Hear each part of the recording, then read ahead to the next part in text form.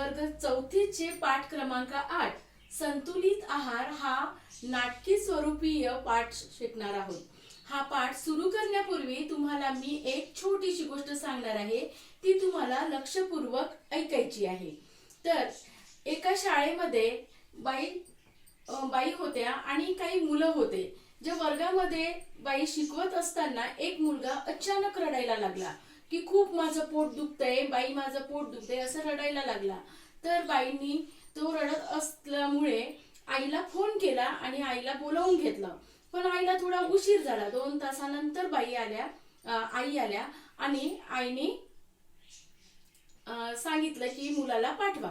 तर मुलगा म्हणाला की माझं आता पोट दुखत नाही मॅडम, आता मला जायचं नाही। तर बाई म्हणाल्या की नाही, आता तुझं पोट तर थांबलेलं आहे, पण आई खूप दुरून आलेली आहे, तर तू आता जा आणि छान डॉक्टरकडे तुझं पोट दुखणं दाखव आणि उद्या परत औषध घेऊन शाळेमध्ये ये। तर दुसऱ्या दिवशी तोच मुलगा परत शाळेमध्ये आला। पण शाळेमध्ये आल्यानंतर वर्ग चालू असताना परत तो मुलगा रडायला लागला। तर माझं पोट दुखतंय बाई, माझं पोट दुखतंय असं म्हणायला लागला। तर आता काय करायचं म्हणून बाईने आईला परत फोन केला आणि सांगितलं की तुम्ही मला येऊन भेटा, मला तुमच्याशी थोडं बोलायचं आहे। तर आई आणि बाई दोघीही जसं आमने सामने बसतो ना आपण मीटिंग करतो त्यासारखे बसले आणि त्याचं पोट का दुखतंय त्यावर त्यांनी विचारलं। तर आईने सांगितलं की माझा मुलगा रात्री जेवण करत नाही, पोळी भाजी अजिबात त्याला आवडत नाही, वरण भात अजिबात त्याला आवडत नाही आणि तो फक्त जंक फूड्स म्हणजे पावभाजी किंवा ब्रेड पकोडा किंवा बर्गर, पिझ्झा अशा वस्तू त्याला खूप आवडतात आणि ह्या वस्तू आम्ही नाही दिल्या तर तो न जेवण करताच झोपून जातो। पण आम्हाला असं वाटतं की त्याच्या पोटामध्ये काहीतरी असावं, म्हणून आम्ही त्याला मग ह्या वस्तू देतो आणि त्यामुळे त्याचं हे रोज पोट दुखतं, थोडं रोज पोट दुखत असतं। डॉक्टरला सुद्धा आम्ही दाखवलं, पण डॉक्टरनी त्याला सांगितलं की पोळी भाजी जेवत जा, पण हा आमचं अजिबात ऐकत नाही। तर बाईंनी सांगितलं की बरं ठीक आहे, तुम्ही आता घरी जा, आता मी याच्यावर काहीतरी औषध शोधते।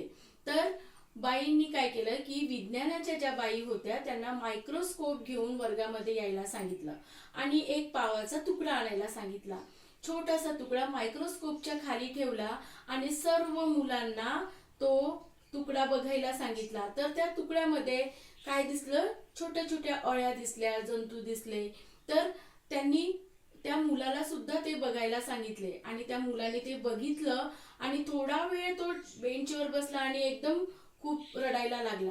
तर बाईंनी विचारलं की का बरं तू रडतोयस? तर तेव्हा त्याने सांगितलं की बाई, मी हे रोज खातो, पावभाजी रोज खातो, जंक फूड्स खूप खातो आणि पिझ्झा बर्गर हे सुद्धा खूप खातो, तर माझ्या पोटामध्ये अशाच खूप अळ्या असतील। तर तेव्हा बाईने सांगितलं की हे बघ बाळा, हे तुला आवडतं हे ठीक आहे, पण हे रोज खाण्याच्या वस्तू नसतात, ह्या कधीतरीच हप्त्यातून एक वेळा किंवा 2 हप्त्यातून एक वेळा, एखादी पार्टी असली तर एक वेळा। तर असं हे रोज रोज खाणे म्हणजे आपल्याला आपल्या शरीराला ते घातक आहे, म्हणून कधीही आहार असा खावा की आपली हेल्थ, आपलं आरोग्य चांगलं राहील। तर अशी ही गोष्ट आहे।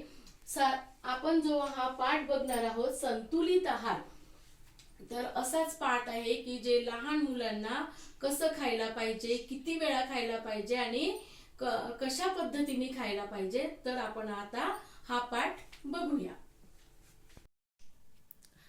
चला मग आता आपण पाठाकडे वळूया।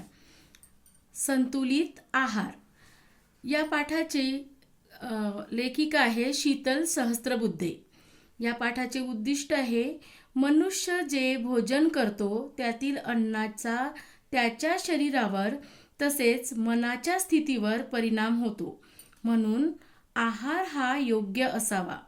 संतुलित आहाराचे महत्त्व मुलांना नाटुकल्याद्वारे पटवून देणे। हे बघा, हे इथे चित्र आहे, चित्रामध्ये शाळा दाखवलेली आहे आणि मुलं पहा डब्यामध्ये काय खात आहेत, जेवण जेवत आहेत. तर आता आपण बघूया दृश्य 1, शाळेची मधली सुट्टी.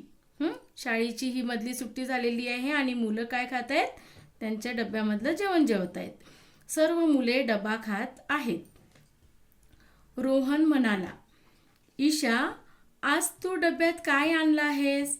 ईशा म्हणाली, हे बघ मज्जा, मी आज पिझ्झा आणलाय.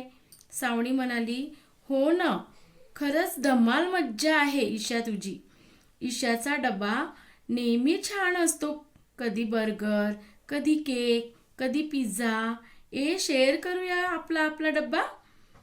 आता हे बघा, आता रोहन म्हणाला की ईशा, आज तू डब्यामध्ये काय आणलेलं आहेस? तर ईशाने काय सांगितलं की मी पिझ्झा आणलेला आहे. तर सावणी काय म्हणाली की पिझ्झा, बर्गर, केक किती छान छान हिच्या डब्यामध्ये असतो, आमच्या डब्यामध्ये असं काही नसतं, हिच्या डब्यामध्ये धमाल मज्जा असते.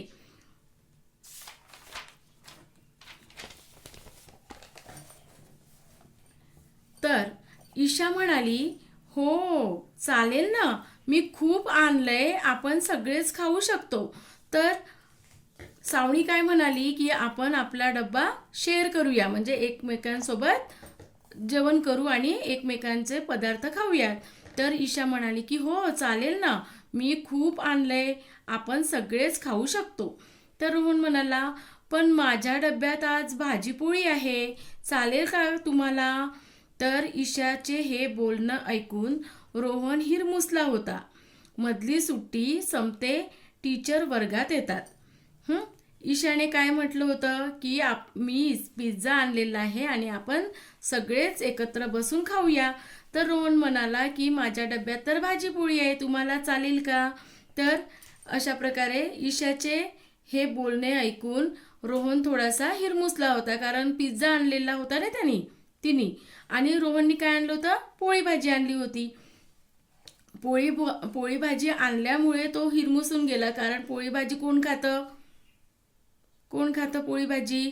जे मुलं खूप गरीब आहेत आणि मला फक्त पोळी भाजीच मिळते, जे श्रीमंत लोक आहेत त्यांना बर्गर, पिझ्झा असं खायला मिळते, असं रोहनला वाटलं आणि त्यामुळे थोडासा हिरमुसून गेला, त्याला थोडंसं नाराजी वाटली. तर बाई म्हणाल्या, मुलांनो, आज आपण आहार याविषयी शिकणार आहोत, त्यातही भाज्या व त्या खाण्यापासून मिळणारे फायदे. सांगा बरं, तुम्हाला कोणकोणत्या भाज्या खायला आवडतात? आता मुलांना तुम्ही सांगा बरं, तुम्हाला कोणकोणत्या भाज्या आवडतात? जसं आज काय आणलेलं आहे तुम्ही डब्यामध्ये? तर सगळ्यांनी, मला असं वाटतंय की आजचा आपला दिवस जो आहे त्या दिवसाचं शेड्यूल आपण ठरवलेलं आहे, त्या दिवसानुसार आपण आपला आहार आणतो किंवा भाजी आणतो. तर आज बाई काय शिकवणार होत्या? आहार हा विषय शिकवणार होत्या.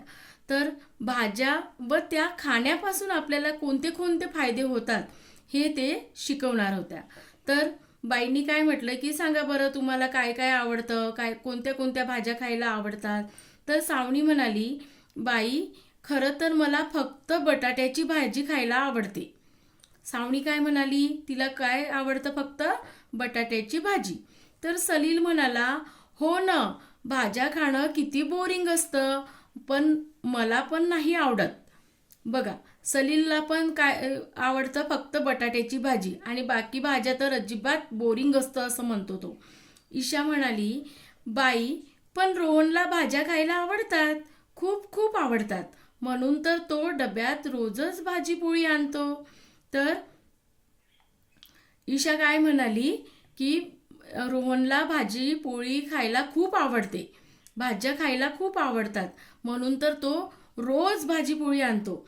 तर मुलं एकमेकांकडे बघून हसतात, रोहनचा चेहरा उतरतो. म्हणजे हे ईशाने जे बोललेलं होतं ते बरोबर बोलली होती का ती?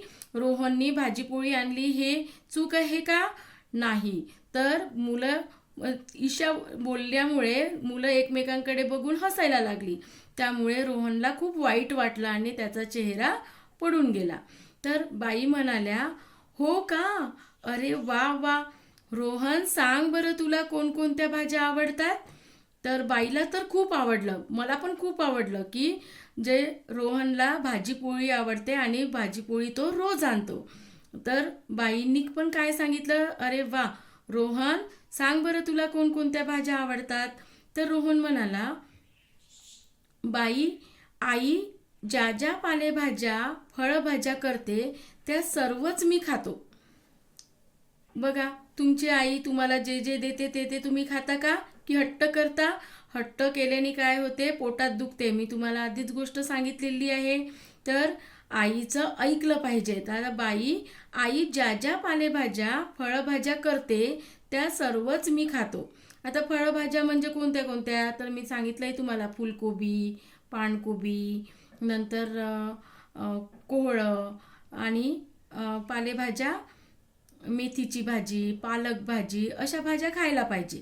तर आई म्हणते, भाज्या फळे खाल्ल्याने शरीर सुदृढ होते व पाचनशक्ती नीट राहते. म्हणजे अशा भाज्या खाल्ल्याने काय होते, आपलं शरीर एकदम तंदुरुस्त, एकदम आपण ताकदवर बनतो आणि पाचनशक्ती म्हणजे जे आपलं पोट दुखणे वगैरे आहे ते होत नाही, आपली पाचनशक्ती नीट राहते. तर बाई म्हणाल्या, अगदी बरोबर आहे रोहन. आपल्या शरीराची योग्य वाढ होण्यास, शरीर निरोगी ठेवण्यास असा संतुलित आहार घेणे अति आवश्यक आहे. बाईंनी काय सांगितलं, रोहन तुझं अगदी बरोबर आहे. आपल्या शरीराची योग्य वाढ होण्यास आपल्याला संतुलित आहार घेणे फार आवश्यक आहे. आपलं शरीर निरोगी राहते आणि आपली योग्य वाढ होते. त्यासाठी तुम्हाला काय करायचं आहे, संतुलित आहार घेणे फार आवश्यक आहे. तर सलील म्हणाला अधीरपणे, म्हणजे एकदम न थांबता असं अचानक बोलला तो की, पण बाई, मग म्हणजे काय रोज रोज भाजीपोळीच खायची का?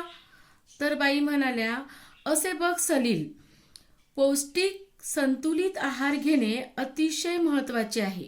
आपल्या आहारामध्ये धान्य, कडधान्य, भाज्या, फळे, तेल, दूध इत्यादी घटकांचा समावेश असलाच पाहिजे. याचा अर्थ असा नाही की तुम्हाला आवडणारे केक, पेस्ट्री, पिझ्झा, बर्गर खायचेच नाही. खायचे, पण रोज रोज नाही, कधीतरी. बघा, आता बाईंनी काय सांगितलं की, सलील हे बघ, पौष्टिक आणि संतुलित आहार घेणे हे फार महत्त्वाचे आहे, अतिशय महत्त्वाचे आहे. आणि या आहारामध्ये धान्य, कडधान्य, भाज्या, फळे, तेल, दूध इत्यादी घटकांचा समावेश असलाच पाहिजे. आणि जे तुम्हाला आवडणारे केक, पेस्ट्री, पिझ्झा, बर्गर हे खायचे, पण रोज रोज नाही. रोज काय खायचंय तुम्हाला, धान्य, कडधान्य, भाजी, पोळी हे इत्यादी घटक हे तुमच्या शरीरामध्ये रोज जायला पाहिजे. आणि कधीतरीच जर खायचं असेल तर पिझ्झा, बर्गर असे पदार्थ तुम्ही खाऊ शकता. तर सावनी म्हणाली, म्हणजे हे आवडीचे पदार्थ कधीतरी आणले तर चालतील ना बाई? बघा, सावनीला आनंद झाला बरं का, कारण तिला पिझ्झा, बर्गर कधीतरी खायला मिळेलच असं तिला वाटतंय. तर हे बघा, सावनी जी म्हणते आहे ते बरोबर अगदी म्हणते आहे की हे कधीतरी खाल्ले पाहिजे, पण रोज नाही. म्हणून ती बाईला सांगते की पदार्थ आम्ही हे कधीतरी खाल्ले तर चालेल ना? तर बाई म्हणाली, अगदी योग्य प्रश्न विचारला सावनी तू. आपण एक दिवस ठरवून घेऊ. त्या दिवशी मला वाटतं बुधवार ठरवूया. बुधवारी तुम्ही आपापल्या आवडीचा खाऊ आणू शकता.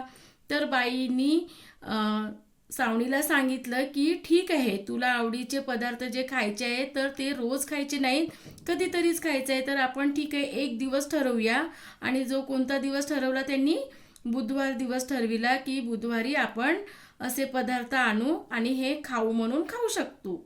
तर रोहन म्हणाला, हो चालेल, पण ईशा, इतर दिवशी मात्र तुम्हा सर्वांना माझ्यासारखी भाजी पोळी किंवा असाच पौष्टिक खाऊ आणावा लागेल, कळलं का?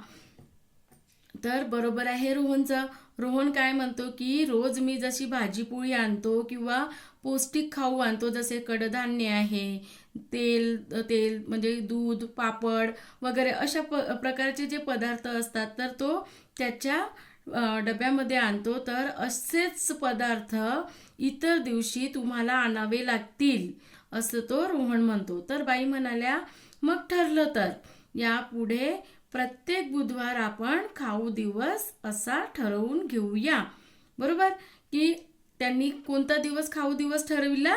बुधवार दिवस. तर बुधवारला खाऊ दिवस म्हणून या खाऊ दिवसात काय आणायचं आहे त्यांना? केक, पेस्ट्री, पिझ्झा, बर्गर असे पदार्थ आपण खाऊ. पण बाकीच्या दिवशी काय खायचं आहे? पौष्टिक आहार खायचा आहे, संतुलित आहार खायचा आहे. तर मुले म्हणाले, पूर्ण सर्व मुले एक सुरात म्हणाले, हो टीचर, चालेल आम्हाला. बरोबर. आता सगळ्या मुलांना आनंद पण झाला की रोज आपल्याला तर भाजीपोळी खायचीच आहे, पण आपला खाऊ दिवस ठरवला आहे, त्या दिवशी आपण असे पदार्थ खाऊ शकतो. तर स्वाध्याय आपण पुढच्या व्हिडिओमध्ये बघूया. जर तुम्हाला हा माझा व्हिडिओ उपयोगी वाटला असेल तर चॅनलला लाईक करा, सबस्क्राईब करा आणि व्हिडिओ कसा वाटला हे कमेंट करा. धन्यवाद.